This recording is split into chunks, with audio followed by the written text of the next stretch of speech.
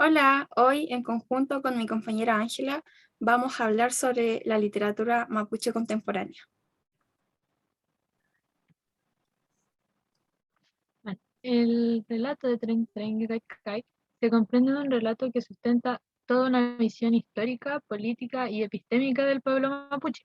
En ese contexto se debe entender cómo se va formando el macro relato de la relación entre el pueblo mapuche y el pueblo no mapuche, que tiene que ver con la interrupción violenta de lo hegemónico, de lo colonial y que va quebrando el centro cultural mapuche ancestral. En la época contemporánea se le obliga al pueblo mapuche a hablar en castellano, a aprender discursos que no son propios, a aprender la diversidad occidental también. Es un aprendizaje que progresivamente va ingresando a la cultura. El pueblo mapuche lo adapta en su cultura y crea una serie de discursos para moldear un nuevo sistema de comunicación, al que le llamamos la comunicación intercultural. Este proceso, en el marco de la literatura, significa crear voz con diferentes funciones. Se pasa del oral al escrito.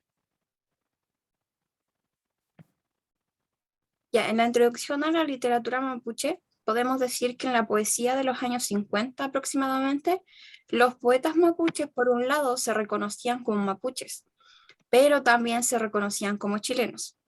Entonces la poesía describe las ideologías de izquierda y desde allí se comienza una lucha más consciente acerca de los derechos de la identidad mapuche.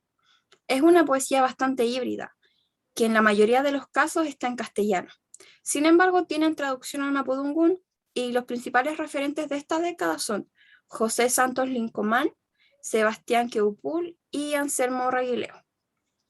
Mientras que en los años 80 aproximadamente, los jóvenes comienzan a venir desde las comunidades hacia la urbe porque se están aproximando los 500 años de la conquista de América, lo que provoca un gran movimiento a través de todo el continente para posicionar un reclamo colectivo. Y eso hace que muchos jóvenes comiencen a tomar posición dentro de este proceso, y eso hace, y aquí aparecen tres poetas que hoy en día son los poetas referenciales de la literatura mapuche contemporánea: Elikura Chihuahilaf, Leonel Laf y María Teresa Panchillo. Dentro de las características de la literatura mapuche contemporánea, principalmente podemos partir porque es una literatura que sale desde las comunidades mapuches para ir a la urbe. Se escribe desde una generación de jóvenes que están relevando la voz a un proceso político y visibilizando una demanda con el Estado chileno-argentino. Las características son reescribir la historia. Surge la evaluación de la diferencia, principalmente del ejercicio político y ético que tienen unos y otros, en una narración casi épica que va dando cuenta de las acciones e intenciones de los sujetos colonizadores y los mecanismos de dominación, pues puestos en marcha en la carrera al poder, mientras el pueblo mapuche articula su defensa como un todo cosmificado que se expande movilizando las fuerzas visibles e invisibles, ancestrales y míticas, como protección de su propio etos cultural. Un ejemplo de esta característica es el cuento Catrilonco de Milanca. Otra característica es deconstruir la crónica, que básicamente quiere deconstruir la versión del cronista, revirtiendo a través de variados procedimientos la narración histórica oficial en busca de las huellas de las voces enterradas y por ende la memoria cultural perdida, cuestionando la veracidad de la información que ha entregado, introduciéndose la nota como discurso complementario de los textos poéticos.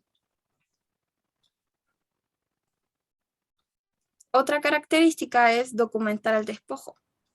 El actual discurso poético mapuche parece acentuar el relato testimonio en el lugar más próximo al sujeto de la enunciación, poniendo al descubierto lo visto y lo acontecido mediante recursos que surgen de una comunicación cultural cimentada en los mecanismos que devienen de una práctica oral y de su aprendizaje en la situación de contacto cultural con la sociedad occidental.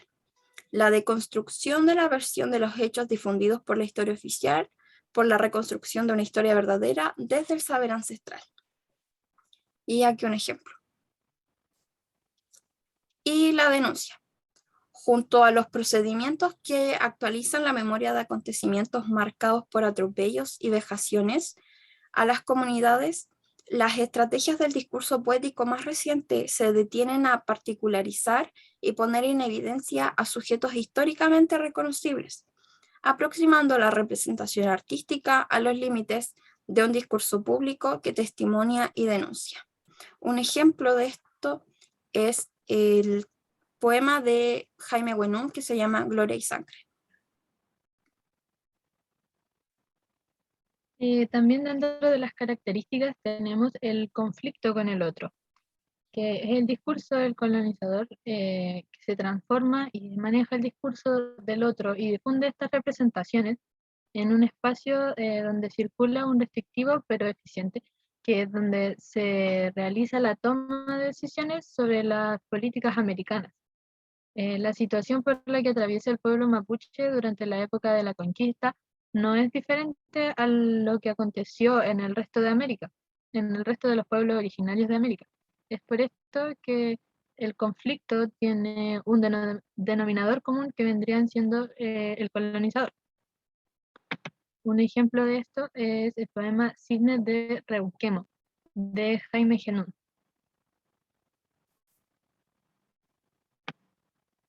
También otra característica es volver a mirar el linaje.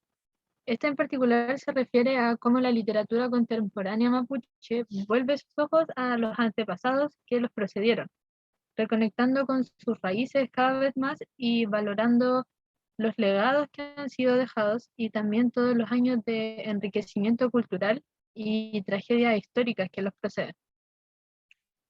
Para ejemplificarlo, tenemos el texto Leche de murciélagos.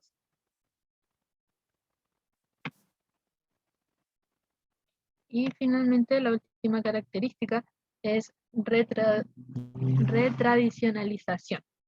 En la retradicionalización supone una instancia de búsqueda del pasado, una indagación de fuentes a las que se les considera poseedoras de un saber anterior o ancestral.